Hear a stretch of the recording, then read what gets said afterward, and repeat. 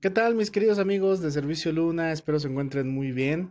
Hoy les traigo un nuevo video en el cual les quiero mostrar el proceso de reparación de un bonito Honda Accord 2017, el cual a pesar del año pues ya se encontraba bastante maltratado, y nuestra misión en esta ocasión es fue dejarlo como nuevo.